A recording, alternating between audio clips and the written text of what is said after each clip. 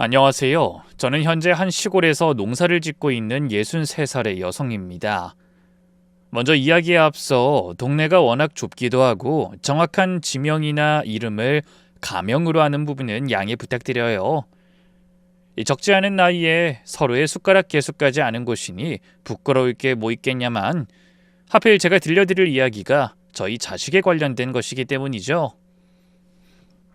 솔직하게 말하면 제 자식 농사는 완전 망했습니다.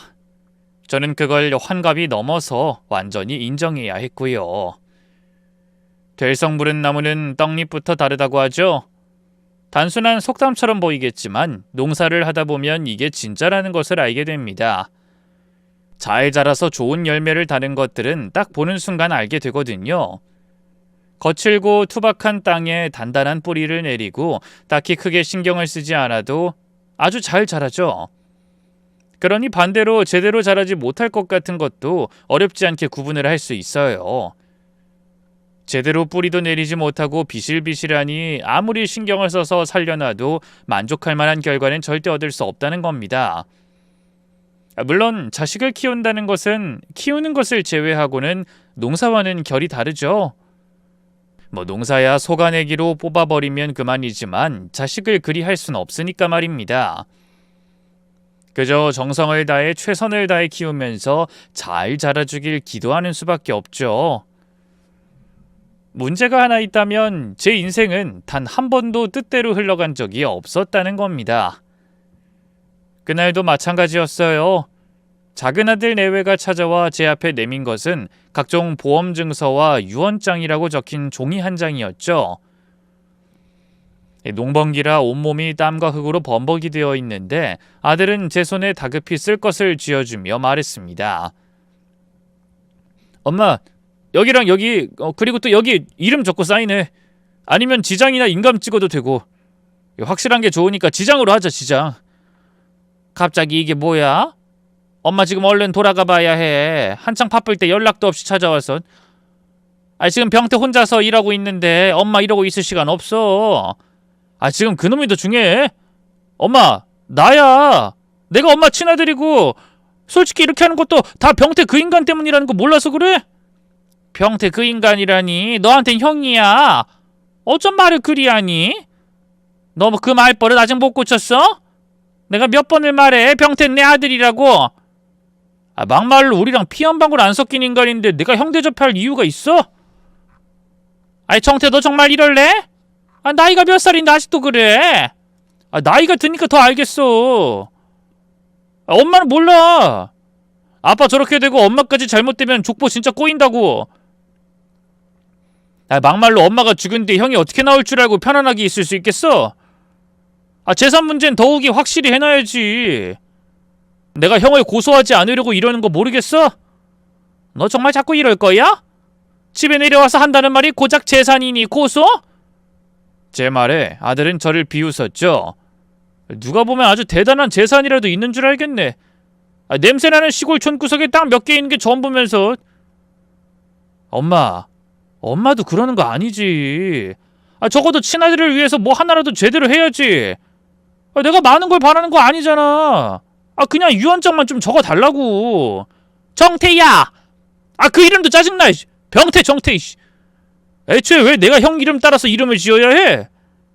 이름도 하필이면 병신 같고 촌스러워서 싫다고.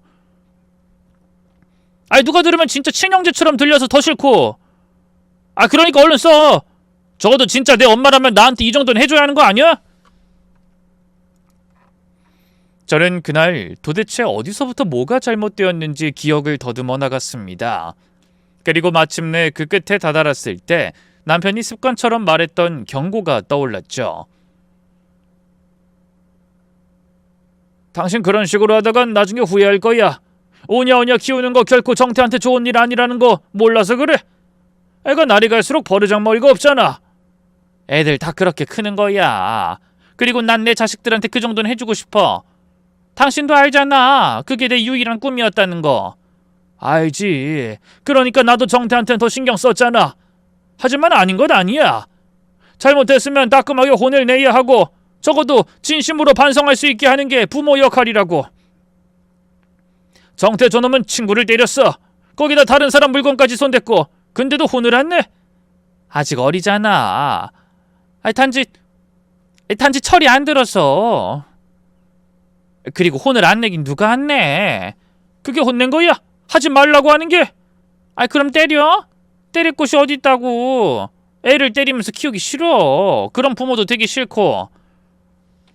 남편은 깊은 한숨을 쉬면서도 그런 저를 더는 말리지 못했습니다. 왜냐하면 누구보다 제가 어떻게 살았는지 아는 사람이었기 때문이죠.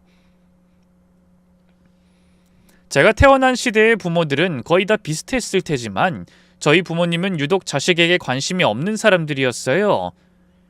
마치 자식이란 존재가 있었는지도 인지하지 못하는 그런 사람들 같았습니다. 매번 저를 볼 때마다 올해 나이가 몇이지 하고 묻고는 대답을 들을 때마다 벌써 그렇게 됐나 하는 그런 수준이었으니까요. 더구나 딸 자식이란 존재는 언젠가는 시집갈 존재라고 인식하고 있었기에 딱히 정도 주지 않았습니다. 당연히 공부를 더 시킬 생각도 전혀 없었죠. 계집이 제 이름 석자 읽고 쓰고 숫자 계산만 하면 된다고 생각했고 거기서 더 배우면 쓸데없이 콧대만 높아진다고 하셨거든요. 조금이라도 반항하면 매를 들었고 눈에 보이는 아무거나 던지기 일쑤였죠.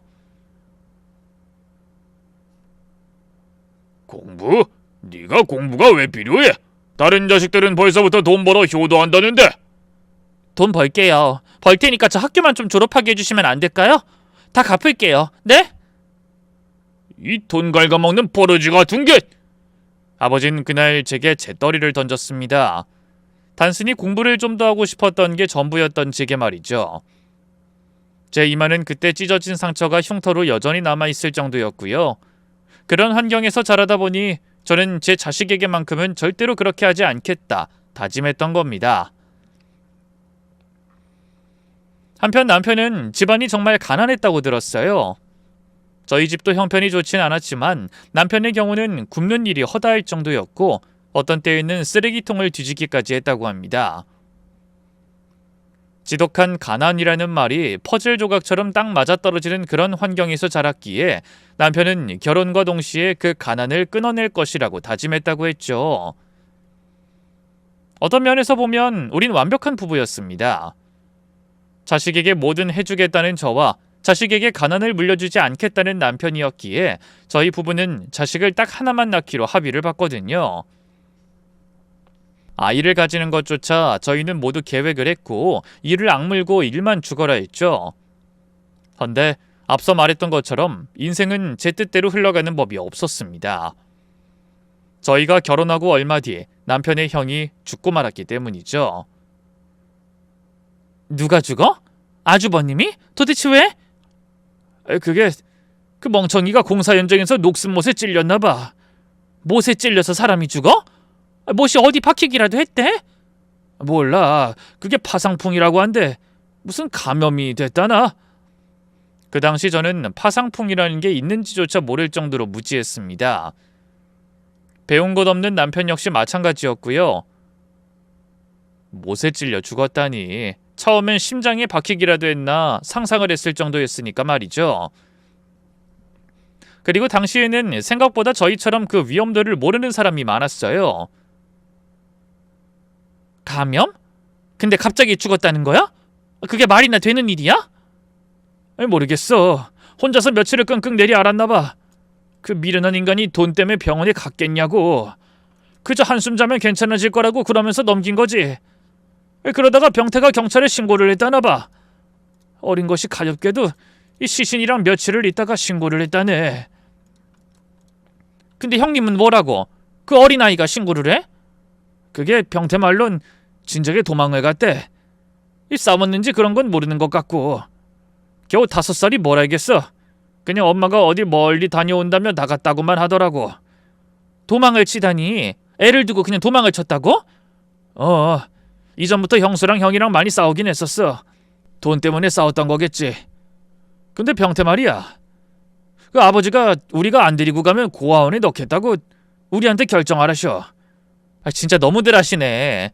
그래도 본인 자식이 낳은 아이인데 어쩜 그럴 수가 있어? 본인들한테는 손자인데.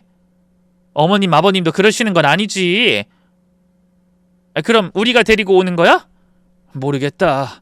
일단 우리도 당장 맡을 순 없잖아. 아직 돈도 제대로 모으지 못했는데 애를 갑자기 어떻게 데리고 와. 형한테 미안하지만 고아원으로 가는 게 좋을지도 몰라. 솔직히 우리 부모님이나 우리 집에서 사는 것보다 그게 더 행복할 거라고 난 확신해. 남편은 가난보다 가난을 극복할 생각이 없는 부모가 더 끔찍하다고 했습니다. 어린 시절 꿈이 고아원에 가는 것이었다던 남편은 애써 자신의 조카를 외면했죠. 하지만 죽은 큰 형의 장례를 치르면서 자식이 남긴 돈에 침 흘리는 제 부모와 집 나갔다 돌아온 병태의 친모의 싸움을 보게 되었던 겁니다. 어린 병태는 구석에 쭈그려 앉아서 벌벌 떨고 있었고요. 바짝 마른 가지같이 가느다란 몸은 제대로 먹지도 못한 것처럼 보였습니다. 우린 딱히 의견을 나눈 것도 아니었지만 그 자리에서 병태의 손을 잡고 그 자리를 빠져나왔어요. 그런 결심에는 아주 많은 것이 담겨 있었죠.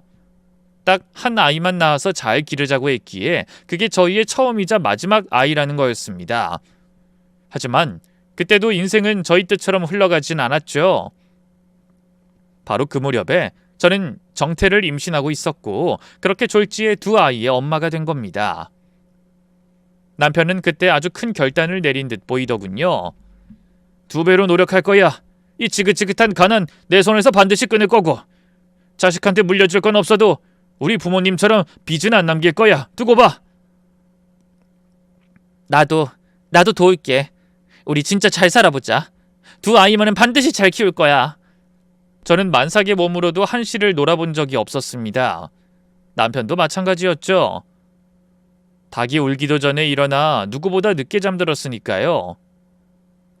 그렇게 결혼하고 5년째의 빚을 모두 갚았고 11년이 되었을 때는 살고 있던 집을 소유하게 되었죠. 우린 서로를 부둥켜 안고 정말 펑펑 울었습니다. 앞으로 더는 이사도 가지 않아도 된다는 게 너무나 기뻤거든요. 하지만 정태가 머리가 크면서부터 또 다른 문제가 생기기 시작했다는 겁니다. 바로 정태가 그 문제의 원인이었죠. 앞에 잠깐 언급한 것처럼 애가 손버릇이 좋지 않았는데 시골의 특성상 한 달이 건너면 다 아는 집이니 그냥 넘어가줘서 그나마 큰 일로 번지지 않았던 거였습니다. 너 정말 언제까지 엄마 속을 썩일 거야? 이러다 너 진짜 큰일 난다는 거 몰라서 그래? 내가 왜 이렇게 됐는데? 이게 다 엄마랑 아빠 잘못 만나서 이런 거야. 너 지금 뭐라고 했니? 우리 탓이라는 거야? 그래. 무능한 엄마랑 아빠 만난 게 내 잘못은 아니잖아. 너 지금 그걸 말이라고 해? 엄마랑 아빠가 너한테 어떻게 했는데? 너 하고 싶다는 거 다 들어주진 못했어도 남들이랑 하나 다를 것 없이 키웠어. 근데 도대체 뭐가 부족해서 그래? 일단 이 집구석부터가 최악이야. 다른 애들은 엄청 좋은 집에서 살아. 부모들도 하나같이 좋은 직업 가지고 있고 학력도 좋아. 근데 엄마랑 아빠는 뭐 하나 제대로 된 게 있어? 둘 다 냄새나는 촌구석에서 벗어날 생각은 절대 없잖아. 그리고 돈을 벌면 뭐해? 그저 시골의 땅, 시골집 이런 거나 사면서. 우리도 좀 남들처럼 제대로 된 곳에서 살면 안 되는 거야? 평생을 땅 파먹고 사는 사람이 가긴 어딜 가? 이걸로 너 먹이고 입히고 키운 거 몰라? 그니까 싫다고. 그놈의 땅 더는 파먹기도 싫고 쪽팔리단 말이야. 우리가 지렁이야? 벌레야? 무슨 매번 땅을 파먹어. 그니까 엄마, 내가 남의 물건 2번을 안 훔칠 테니까 우리도 서울 가서 살자. 아님 나라도 보내줘. 유학 간다고 생각하고. 지금도 공부도 안 하면서 서울 가면 할 것 같아? 정 가고 싶으면 공부해. 공부해서 서울로 대학 들어가. 그럼 그땐 엄마도 아빠도 아무 소리 안 하고 지원해 줄 테니까. 물론 앞으로 사고도 치지 말고. 그게 엄마 조건이야. 다행히 그 방법은 먹혀들었습니다. 도대체 서울을 왜 고집하는지 그 이유는 알 수 없었지만 고등학교에 올라간 뒤로는 잠잠하게 지냈죠. 실제로도 서울 소재의 대학에 합격하며 서울로 올라가게 되었고요. 반면 병태는 농수산대를 졸업한 뒤 시골로 완전히 내려온 겁니다. 무뚝뚝하니 말수도 없었지만 묵묵하고 부지런해서 저희 부부에게는 참 많은 의지가 되어줬죠. 아니, 정확히는 마을 사람 모두가 병태를 의지하고 아꼈습니다. 대학에서 많은 기술을 배워서 그걸 또 사람들에게 알려줬고 일도 잘해서 사람들에게 예쁨을 받았죠. 때문에 가끔 집으로 내려온 정태는 그걸 못마땅하게 생각했습니다. 아주 누가 보면 이장이라도 출마하는 줄 알겠네. 형은 참 비위도 좋다. 어떻게 그 냄새나는 노인네들이랑 말을 섞어? 난 5분도 같이 있기 싫던데. 입에서 똥내 나지 않아? 아가리에 소똥을 주워 삼켜도 그런 냄새는 안 날 거야. 그게 시체 썩는 냄새인가? 어차피 오늘 내일 하는 양반들 맞잖아. 그런 산송장이랑 왜 말을 섞어? 그러니까 형한테 자꾸 뭐 해달라고 하지. 정태, 너 그런 말은 농담으로라도 하지마. 들으면 얼마나 기분이 나쁘겠어. 애초에 기분 좋으라고 한 말 아니니까 듣든가 말든가 상관없거든. 그리고 나름 형 생각해서 해준 말인데 왜 그렇게 진지하게 다큐로 받아들여? 젊은 형 인생이 안타까워 그러는 거야. 솔직히 이런 시골에서 썩으면 뭐 있어? 에휴, 하긴 형이 뭘 알겠어. 고작 농업대학이나 나왔으니 모르는 거지. 아니지, 개똥 소똥 냄새에 익숙해서 입냄새를 못 맡게 된 건가?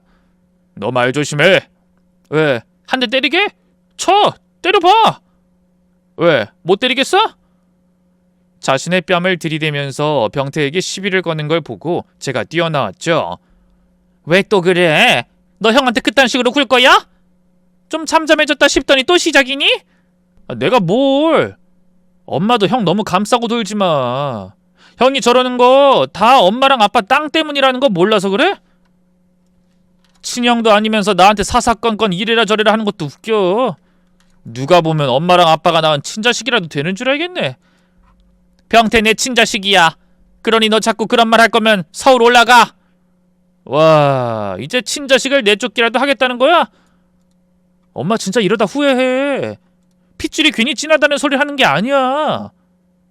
효도를 해도 내가 하고 엄마 아빠를 모시더라도 내가 하지. 형이 그런 걸 할 것 같아? 당장 엄마 앞에서 깔짝거리면서 일 거드는 것도 시커먼 속내가 있는 거라고. 엄마도 오래 키웠다고 착각하지 마. 검은 머리 짐승은 애초에 거두는 게 아니거든. 시끄러워! 어디서 감히 그런 말을 해. 아니, 막말로 내가 대학 졸업하면 누가 돈을 더 잘 벌겠어? 시골에서 빌빌거리는 형? 아님 서울에서 대학 나와서 졸업한 나? 엄마도 투자를 하려면 제대로 된 곳에 하란 소리야. 형이 농사로 잘 나가봤자 어차피 성공은 절대로 못해. 그나마 여기서 이룰 수 있는 성공이라고 해봤자 필리핀이나 태국 같은 곳에서 여자 사서 애나 낳고 시골에서 사는 게 전부겠지. 그럼 엄만 다 늙어서 국수 위에 고수나 올리는 그런 여자를 며느리로 둬야 할걸? 그 당시 정태가 그렇게 예민하게 굴었던 것은 남편이 자신의 땅 중 하나를 병태에게 줬기 때문이었습니다. 버섯 농사를 지어보겠다는 큰아들에게 하우스를 드릴 수 있도록 한 자리 내어준 거였죠. 사실 그 이전까지만 하더라도 작은애는 병태를 잘 따르곤 했어요. 가뜩이나 동네에서 비슷한 나이 또래를 찾기도 힘들었으니 둘은 친구처럼 잘 지냈죠. 그런데 정확히 그 무렵에 유학을 가고 싶다며 억지를 피우는 걸 거절했더니 그때부터 형이 친형이 아니라는 둥, 돈을 빼돌리는 도둑이라는 둥 이상한 말을 했던 겁니다. 저는 정태를 따로 불러 최대한 부드럽게 설득했죠. 너 자꾸 병태한테 상처 줄 거야? 너희 잘 지냈잖아. 도대체 왜 그러는 거니? 그야 형이 내 걸 자꾸 가져가니까. 아빠도 엄마도 다 형만 오냐오냐 하는 거 아니냐고. 누가 뭘 오냐오냐 해. 오히려 널 오냐오냐 키운다고 너희 아빠가 한 소리 했었지. 진짜 날 오냐오냐 할 거면 형한테 그 땅을 줄 게 아니라 내가 가고 싶다고 한 유학을 보내줬어야지. 엄마, 제발 정신 좀 똑바로 차려. 형은 결국 엄마 친자식 아니야. 나중에 엄마가 물에 빠져도 누가 거길 뛰어들 거라 생각해? 형? 웃기지 마. 친자식인 내가 뛰어들걸? 그러니까 투자를 하더라도 나한테 해야 한다는 말이고 저 음흉한 새끼가 아니라. 너한테 우리 투자 안 한 게 뭐가 있어? 너 자취하고 싶다고 해서 방도 얻어줬고 다달이 생활비에 월세도 우리가 냈어. 다른 애들 다 아르바이트 할 때도 너 고생하는 게 싫어서 최대한 지원을 했고. 근데 병태는 애초에 학비 전액 지원되는 대학 들어갔고 혼자 힘으로 생활비 마련해서 살았어. 오히려 우리가 너한테 더 해줬으면 더 해줬다는 거 몰라? 아, 몰라! 애초에 내가 형이랑 같아? 난 유명한 대학 들어갔고 다른 애들이랑 매일 경쟁하고 있어. 농사일을 하겠다는 형이랑 같은 취급하면 안 되는 거라고. 그래도 유학은 아니야. 우리가 이제 가난하다고 할 순 없지만 유학이라는 게 돈이 좀 들어? 우리가 감당할 수준이 아닌데 어떻게 거길 보낼 수 있다고 장담을 해? 아, 땅이라도 팔아! 뭐든 다 팔아서 보내달라고! 난 무조건 갈 거야. 안 그럼 나도 엄마랑 아빠 안 볼 거야. 나보다 친아들도 아닌 저 자식이 좋다면 나도 부모 대접하기 싫으니까. 솔직히 정말 막막했습니다. 하지만 남편과 상의한 끝에 짧게라도 1년 정도를 보낼 계획을 하게 됐죠. 그런데 그 일이 터지고 말았던 겁니다. 유학 문제로 이런저런 것들을 알아보다가 정신이 없어 아들의 마지막 학기 수업료를 보내지 못했던 거죠. 보통 아들의 통장에 넣어두면 알아서 납부를 해주곤 했는데 너무 급한 나머지 남편이 학교에 직접 전화를 걸었던 겁니다. 여보, 뭐라고 해? 혹시 학교 잘리는 건가? 그거 좀 늦게 냈다고? 아유, 정태가 난리가 날 텐데. 정태한테 내가 전화해서 물어나 볼까? 직접 가서 빌거나 하면. 잠깐, 그게 아니라 정태가 그 학교에 없다는데. 없다니? 아니, 혹시 늦잠 자서 못 갔나? 어디 아픈 건가? 아니, 그게 아니라 정태랑 내가 애초에 입학을 안 했다는데. 이게 뭐 어찌된 일이지? 학과를 잘못 알았던 거 아니야? 다시 물어봐. 대학 합격했다면서 저희에게 합격 통지서까지 보여줬기에 저희는 당연히 뭔가 잘못됐다고 믿었습니다. 결국 정태가 졸업한 고등학교에 문의를 했죠. 그런데 담임 선생님이 정태는 어떤 대학에도 합격한 사실이 없다고 이야기를 해줬던 겁니다. 남편은 그 말을 듣고 분노에 몸을 떨었죠. 자그마치 4년이었어요.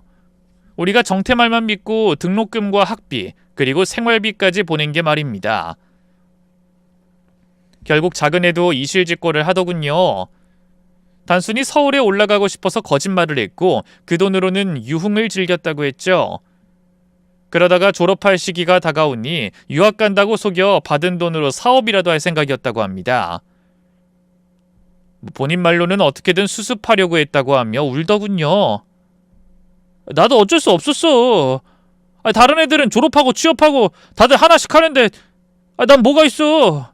겨우 고졸로 들어갈 회사도 없단 말이야.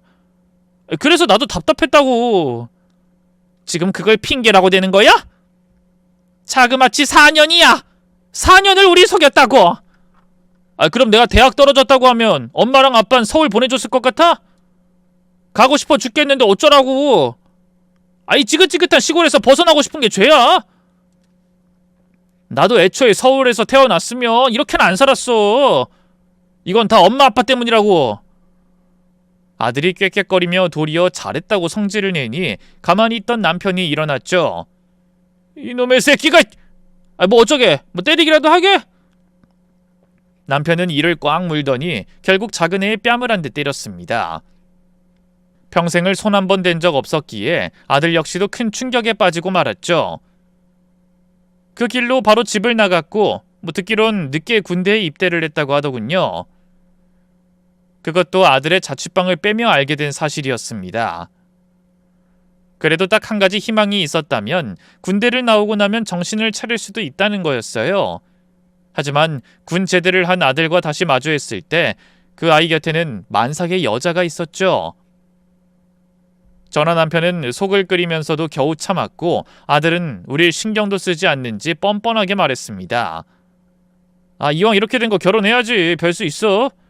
남자가 책임은 져야 할 거 아니야. 부모라면 자식이 결혼하는데 어느 정도 도움은 줘야 하는 거고. 배를 보니까 산딸이 얼마 안 남은 것 같은데. 몰라, 한 3개월? 그 전에 결혼하려고. 이렇게 된 거 아이 낳고 결혼을 해야지. 만삭의 몸으로 결혼식이 얼마나 힘든 줄 알아? 싫어. 그냥 할 거야. 아이 태어나고 바로 내가 아빠다 이렇게 하는 게 맞지. 겉으로 보이는 게 뭐가 중요해? 그리고 요즘엔 임신도 혼수야. 자랑스러워해도 된다고. 하지만 정태야, 너 지금 직장도 없고 군에서 막 제대했잖아. 나중으로 미루면 뭐가 달라져? 가정이 생기면 오히려 정신 차리고 살 수 있잖아. 그니까 엄마가 지원을 좀 해줘. 이 사람 그냥 보통 여자 아니야. 대학도 엄청 좋은 곳 나왔고 집안도 굉장히 좋아. 그니까 우리도 적당히 수준 맞춰야 할 것 같아서 그래. 어? 아들 말로는 곱게 자란 부잣집 아가씨라고 했습니다. 예비사도는 미국에서 식당을 운영하고 있고 뭐 하나 모자람 없이 자랐다고 하더군요. 대학도 미국에서 나왔으며 대기업에서 일을 하고 있다고 들었죠. 아직도 정신 못 차린 아들을 보면서 속이 시커멓게 탔지만 그래도 아이를 가진 마당에 어쩔 수 없이 허락하게 되었습니다. 그런데 결혼식 당일 저희는 경악할 수밖에 없었죠. 만삭을 하고 나타났던 이장과 달리 늘씬한 허리가 그대로 드러났기 때문이었어요. 그리고 알게 됐죠. 어디 하나 모자람 없던 완벽했던 며느리도 제 아들과 똑같은 애라는 걸 말입니다. 애초에 임신은 거짓이었고 집안 이야기까지 싹 다 지어낸 거였어요. 저는 바로 그날 며느리에게 따져 물었죠. 내가 이런 말할 처지 아니고 내 아들 하나도 교육 제대로 못한 못난 부모긴 해요. 하지만 아가씨까지 그런 거짓말을 동조할 필요가 있었어요? 제 아들이 그러자고 했어도 아니라고 말해줄 순 있어야죠. 더구나 다른 건 그렇다고 쳐도 임신을 했다고 거짓말을 하다니. 결혼식만 이런 게 아니라 집 얻을 때 쓴다고 돈까지 가지고 갔잖아요. 설마 돌려달라고 하시게요? 한 번 줬으면 끝 아닌가? 뭐요? 이봐요 아가씨. 아가씨 지금 선 긋는 건가요? 그럼 저도 아줌마라고 불러드릴까요? 막말로 우리가 임신한 걸 뻥쳤지 결혼 안 한 건 아니잖아요. 그리고 결혼하면 부모는 이 정도 지원은 당연히 해줘야 하고요. 솔직히 제가 임신했다는 거 아니면 결혼 반대하셨을 거잖아요. 제가 나이가 더 많다고 뭐 그게 아니면 부모 없는 고아라고 반대했을 거 뻔한 거 아닌가요? 저는 아가씨가 걱정이 되니까. 현실적으로 생각을 해야죠. 정태는 직업도 없는데. 저희 사랑해요. 사랑하면 끝이고 그게 현실이죠. 직업 때문에 고민하고 돈에 휘둘리고 이것저것 따지고 들면 결혼 못하는 거고요. 그러니까 걱정한다는 핑계로 저희 둘 갈라놓지 말아주세요. 무엇보다 이렇게 좋은 날에 더는 얼굴 붉히기 싫어요. 앞으로 저희끼리 잘 살 테니까 신경 끄시고요. 앞으로 더는 손 안 벌리고 잘 살아보겠다고요. 됐죠? 그때 그 정신으로 결혼식을 어떻게 치렀는지도 모르겠습니다. 나중에 받게 된 결혼사진에서 활짝 웃고 있는 사람은 아들 내외뿐이었죠. 그리고 그 다음에는 연락이 완전히 끊어지더군요. 전화번호까지 바뀐 뒤에 7년 가까이 단 한 번도 나타나지 않았던 겁니다. 당연히 저는 매일을 아들 걱정을 했고 남편은 그런 저를 더 많이 걱정했죠. 여보, 혹시라도 나 죽고 아들이 나타나면 재산 줄 거야? 왜 그런 쓸데없는 말을 해. 죽긴 누가 죽는다고. 사람 일 모르는 거야. 갑자기 어떻게 될지 모르고. 우리 반백살 넘은 지 오래야. 그냥 상상만 해보라는 거야. 병태나 정태 둘 다 당장 돈 급하다며 사정하면 어쩔 거냐고. 정태는 괘씸해서 절대 안 주지. 병태는 이유가 있지 않을까 싶어서 모르겠네. 죽기 전에 자식들한테 재산 다 넘기면 안 돼. 알았어? 하지 말란다고 안 할 사람 아니니 내가 어찐 못하겠지만 적어도 이 집이랑 먹고 살 땅 하나는 넘기지 말란 뜻이야. 어? 에휴, 또 머리 아프게 한다. 그럴 일 없어. 매일 일만 죽어라 하는 그 사람이 갑자기 무슨 바람이 불었는지 그 뒤로도 만약의 소리를 몇 번이나 하며 쓸데없는 말을 하더군요. 그런데 그게 일종의 촉이었다는 걸 알게 됐죠. 실제로 다신 저희 앞에 나타나지 않을 것 같은 작은 아들 내외가 찾아왔기 때문입니다. 하지만 남편 말처럼 돈을 요구하러 온 것은 아니었어요. 외제차를 끌고 양손 가득 선물까지 들곤 저희 두 사람에게 용돈까지 쥐어줬던 겁니다. 아들 말로는 하는 사업이 대박이 났다고 하더군요. 무슨 사업인데? 그게 그렇게 돈을 벌어? 우리한테 용돈을 이렇게나 줄 만큼? 아, 엄마, 그 정도면 우리 하루 수익도 안 되는 돈이야. 이 쇼핑몰 열었는데 제법 벌이가 쏠쏠해. 내가 말했지? 언젠간 엄마랑 아빠한테 효도할 사람이 나일 거라고. 그러니까 진작에 말했잖아. 나한테 투자했어야 한다고. 이제 대충 감이 와? 후회되지? 뭐 그럼 지금 투자라도 하라는 말이니? 아들은 웃으면서 손을 저었죠. 아이 됐어. 이런 시골 땅 팔아서 무슨 돈이 나온다고? 그냥 엄마랑 아빠한테 효도하러 온 거야. 나나 이 사람이나 잘한 거 하나 없는 거 알고 면목도 없지만 지금이라도 잘할 생각이니까 그저 가만히 받기만 해줘. 엄마, 그간 고생 많았어. 앞으론 받기만 해. 진심이야? 아이 속고만 살았어. 받아보면 알겠지. 그냥 내가 뭐 달라는 말은 입도 안 열게. 됐어? 뭐 이제 좀 믿음이 가? 그냥 효도 들어가니까 입만 벌리고 있으라는 뜻이야. 아들은 확실히 많이 달라져 있었습니다. 돈이 생겨서 그런지 이전보다 여유로웠고 코를 막고 싫어하던 시골 어르신들에게도 깍듯하게 대했죠. 어린 시절부터 지켜봤던 분들도 하나같이 칭찬을 할 정도였습니다. 뿐만 아니라 제게 툭툭거리던 며느리도 변했죠. 어머님, 제가 식사는 준비할게요. 새참이라고 하죠? 저 음식 솜씨 꽤 좋아요. 그래도 이게 1인분도 아니고 인부가 더 있어서 혼자서 하긴 버거울 거야. 저 20인분까지는 만들어 봤거든요. 고아원에서 살 때 좀 큰 애들은 손을 거들어야 했거든요. 그래서 대량으로 밥하고 국하고 반찬 만드는 거 눈 감고도 해요. 제가 싹 다 해드릴게요. 그래? 아니 뭐 그럼 나야 고맙지.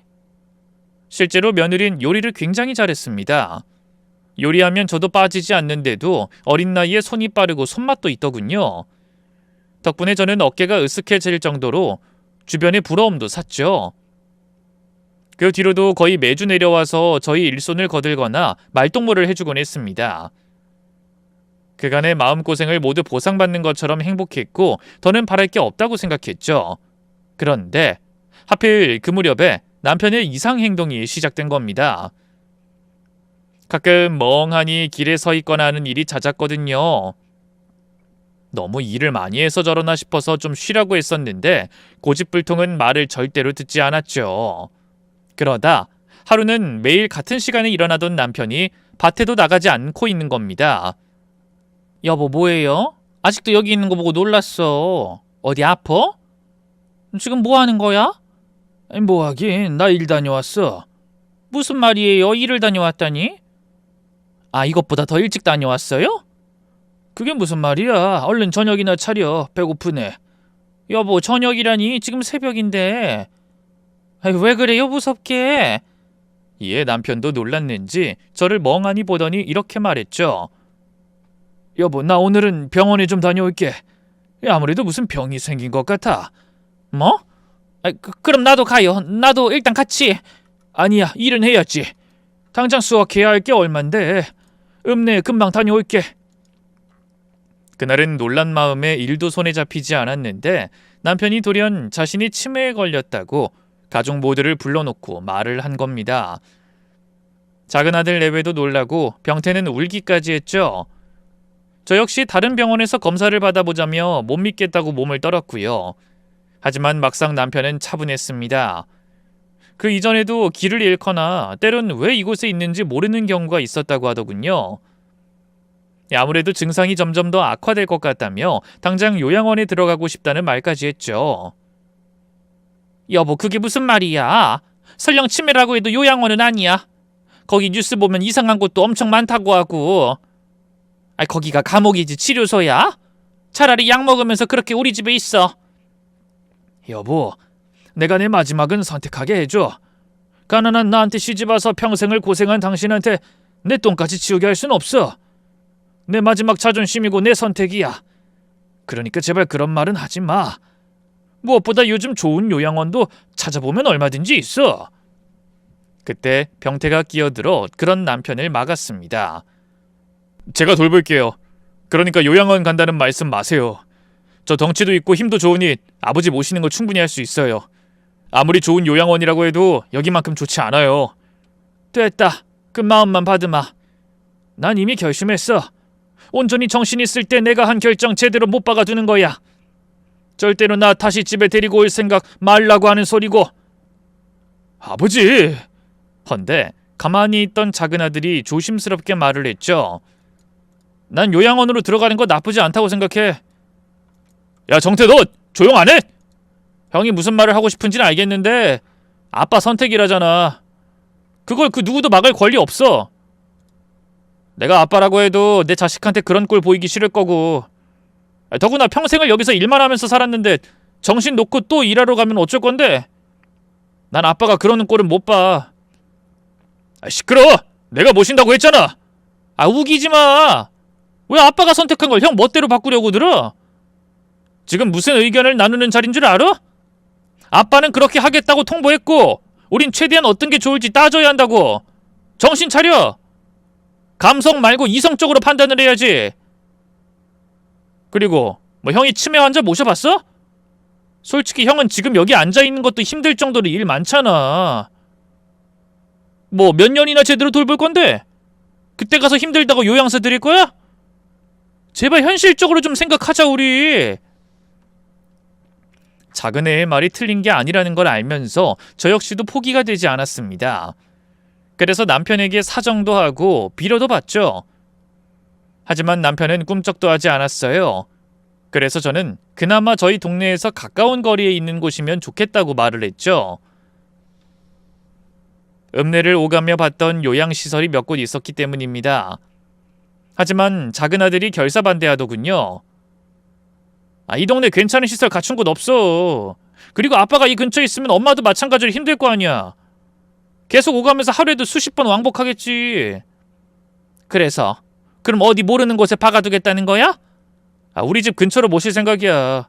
거기 시설도 좋고 비싸긴 해도 나 그 정도 능력 있어. 너 지금 있는 그 경기도 거기? 그래. 뭐 더 알아봐야겠지만 거기 정도면 진짜 천국이야. 전문 간호사도 있고 요양사도 있고 무슨 프로그램도 엄청 많다고 들었어. 무엇보다 거기면 우리가 매일 갈 수 있는 거리고. 매일 간다고? 그게 가능해? 매일 갈 거야. 정태야, 아무리 그래도 그건 불가능해.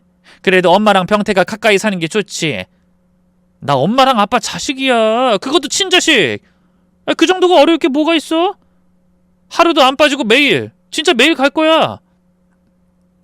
전 그럼 엄마가 확인하면 되는 거잖아. 전화로 내가 갔는지 안 갔는지 보라고.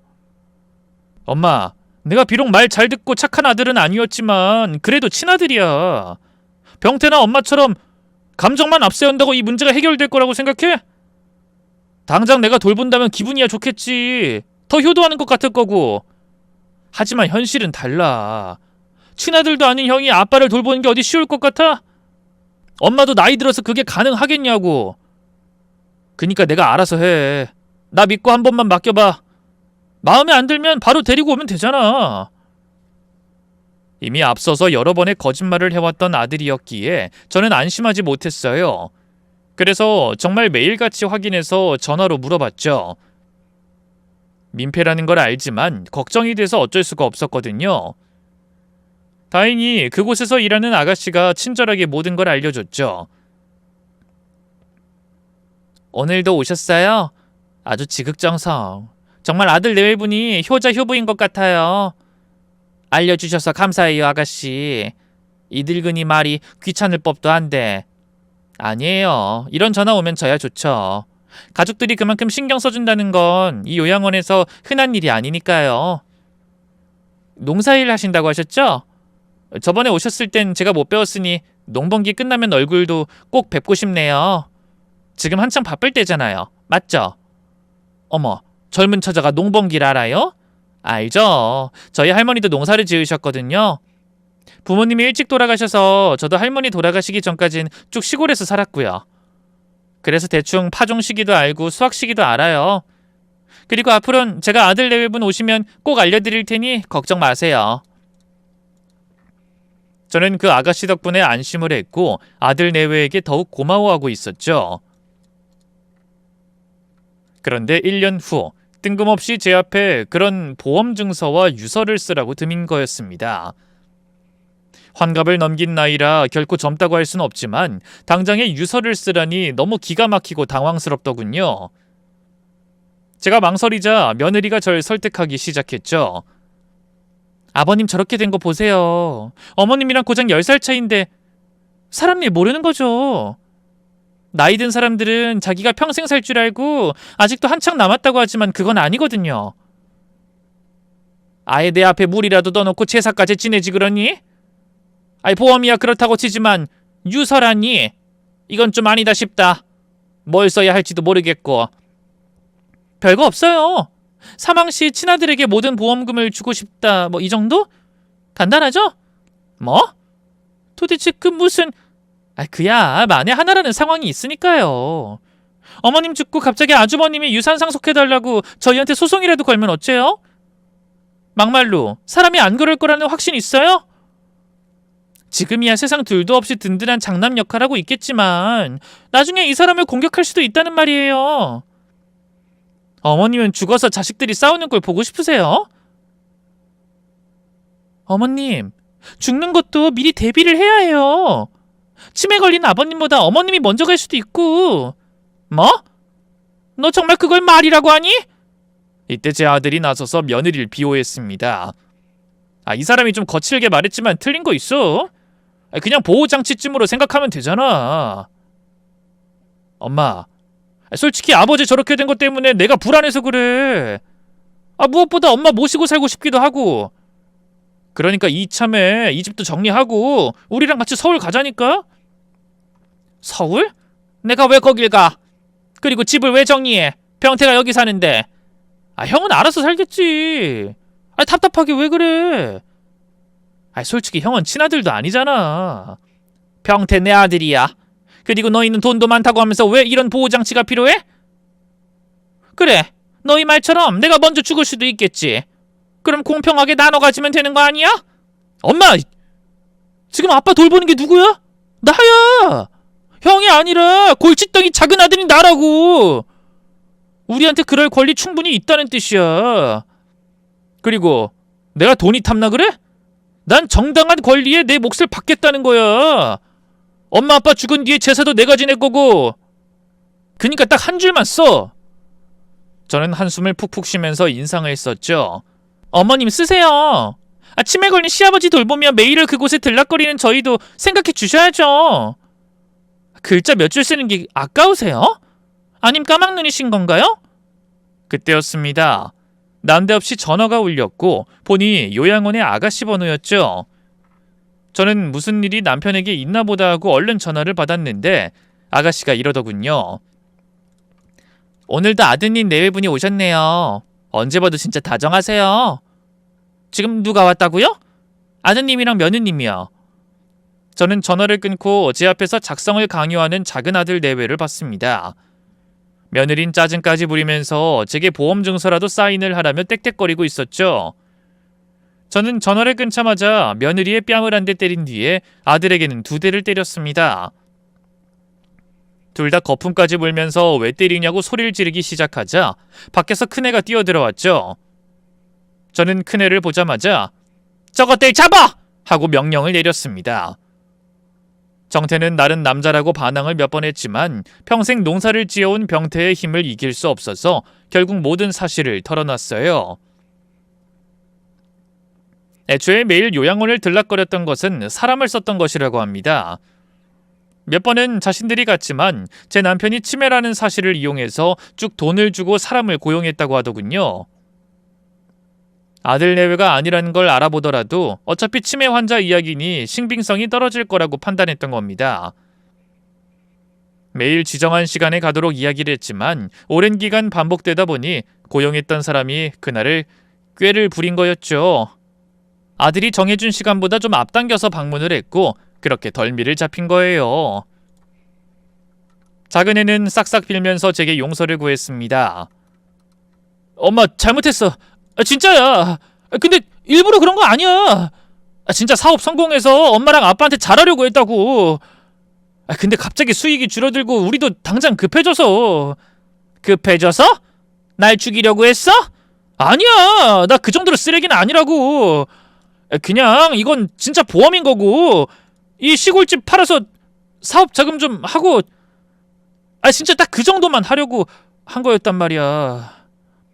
야, 아빠도 요양원 들어갔으니 난 어떻게든 그 돈도 마련해야 했고 나도 사면 초과였다고. 엄마 잘못했어. 나가. 엄마! 자식만 부모 가슴에 대못 박을 수 있는 줄 알아? 나도 너 키우면서 힘들어서 죽을 것 같았어. 네가 부모 선택 못한 것처럼 우리도 너가 마냥 마음에 들었는 줄 아니? 그래도 정성 다해 키우면 사람 구실은 제대로 하겠지. 기대했었던 게 전부야. 근데 넌 사람도 아니야. 어쩜 평생을 그렇게 부모한테 달라고만 할 수 있어? 넌 이제 내 자식 아니다. 엄마 진짜라고. 나도 잘하고 싶었어. 형처럼 나도 잘하고 싶었다고.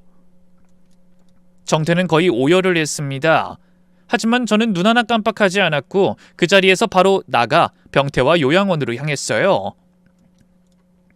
그런데 아들의 말과는 달리 남편은 멀쩡해 보였습니다. 무엇보다 제게 여기 온 게 내 아들이랑 며느리가 아니라니까 하고 정확하게 말을 했죠. 저희 남편을 전담으로 돌봐주던 아가씨도 그 말이 사실이라는 걸 알고 놀라더군요. 죄송해요. 전 그게 치매 증상 때문인지 알고 알리지 않았어요. 전 그것도 모르고. 그게 왜 아가씨 탓이에요? 제가 자식 잘못 키운 탓이죠. 아니에요. 다른 환자분들이랑 다르게 증상이 좀 더디다는 생각을 했는데도 좀 더 섬세하게 더 생각을 했어야 했는데 면목이 없네요. 근데 혹시 병원에서 진단을 받은 게 맞나요? 네, 남편이 병원에 다녀와서 들려준 말이니까요. 시골 읍내병원이요. 읍내. 근데 거긴 장비가 없는 경우가 많고 그냥 간단한 검사로 진단하기도 하잖아요. 차라리 좀 더 큰 병원에서 검사를 다시 받는 건 어떨까요? 여기 1년을 있었는데 아들 내외분 못 알아본 게 치매 증상이 아니라면 너무 증상이 없다고 판단이 되거든요. 혹시 모르니까 이왕에 여기 오신 거 큰 병원 한번 가보세요. 네, 아가씨 고마워요. 한번 가볼게요. 이미 검사를 받았다며 안 가고 싶다는 남편을 병태가 끌고 겨우 가서 재진단을 받았습니다. 그런데 검사는 충격적이었죠. 남편의 병명은 치매가 아닌 경도 인지장애였던 겁니다. 기억력이나 인지 능력이 떨어지긴 해도 치매와는 완전히 다른 질환이었거든요. 심지어 조기 발견하면 회복 가능성도 높은 편이었던 겁니다. 비록 발견이 늦긴 했지만 건강했던 체질 덕분에 증상이 악화되지도 않았다고 했죠. 저는 그걸 듣고 병태와 끌어안고 엉엉 울었습니다. 그러다가 문득 남편에게 화가 나서 물었죠. 당신은 모르는 아들 내외가 그렇게 1년을 찾아오면 뭐라도 했어야지. 전화라도 하든가. 어떻게 생판 모르는 인간들이 아버님 아빠 이러는데 그걸 그냥 뒀어? 이에 남편은 머쓱하게 웃었죠. 난 아니라고 생각했는데 치매라서 그런가 가끔 헷갈리기도 하더라고. 나도 내가 스스로가 치매라고 생각해서 이게 아니다 싶은데도 매번 아빠라고 부르니 내 정신이 어떻게 된 줄 알았지. 나 혼자서 이제 똥칠만 남았구나 싶기도 했고 당신 농번기라 바빴을 테니. 지금 생각해도 참 기가 막힙니다. 아들이라고 하나 있는 놈은 치매라는 이유로 가짜를 보내서 아들 며느리인 척했고 자신이 치매라고 철석같이 믿은 남편은 아들 내외가 아니라고 생각했는데 그걸 알리지 않았으니까요. 어쨌든 그렇게 남편은 다시 저희 집으로 돌아오게 됐죠. 헌데 돌아온 것은 남편뿐이 아니었습니다. 아들도 이혼 후 혼자 터덜터덜 돌아왔으니까요. 그 여자 사기꾼이었어. 내 돈 다 들고 도망쳤다니까. 엄마, 나 이제 갈 곳도 없어. 내가 진짜 잘못했어. 나는 아무리 해도 형처럼은 못 살겠고 진짜 인정받고 싶었는데 그래서 나도 노력하다 그렇게 된 거야. 진짜 나쁜 의도는 없었다고. 난 2번은 말 안 해. 너 내 아들 아니라고 했어. 나가! 엄마, 그 여자 집 나간 것도 내가 엄마한테 돈 빌릴 때 빌리더라도 우리 집에서 모시자고 해서 그렇게 된 거란 말이야. 나 진짜 안 좋은 맘 먹은 거 아니야. 사망보험금도 유언도 그 사람이 그렇게 하는 게 옳다고 했다고. 그냥 난 형이 미워서 밉고 질투가 났을 뿐이고. 난 친아들인데 왜 매번 형이랑 공평하게 사랑을 받아야 하는지 억울했다고. 그때 가만히 있던 병태는 작은 애를 끌고 밖으로 나갔습니다. 그리고 다시 돌아왔을 때 정태의 얼굴은 만신창이가 되어 있었죠. 저는 순간 가슴을 쓸어내렸지만 독하게 마음을 먹었고 남편 역시 마찬가지였어요. 그런데 병태가 저희 앞에 무릎을 꿇었습니다. 제 동생이니까 제가 교육시킬게요. 갈 곳도 없다는데 제 밑에서 일 시키고 싶어요. 병태야, 저놈 하는 걸 보고도 넌 받아주고 싶니? 매번 너한테 하는 걸 좀 봐. 아직도 정신 못 차리고 친아들이니 뭐니 하는 꼴을 보라고. 그 말에 병태는 씩 웃었죠. 그래도 제 동생이잖아요. 무엇보다 두 분한테 사랑받은 저는 그 정도로 상처도 안 받아요. 제가 나눠 가진 사랑 제 동생에게도 나누면 그뿐이고요. 제가 사람 만들어 볼게요. 그 뒤로 작은 아들은 반항 한 번 하지 못하고 농사일을 시작하게 되었어요.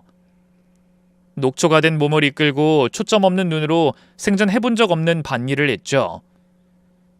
처음에는 죽겠다는 말을 달고 살더니 어느 순간부터는 전보다 더 건강해지고 표정이 좋아졌습니다.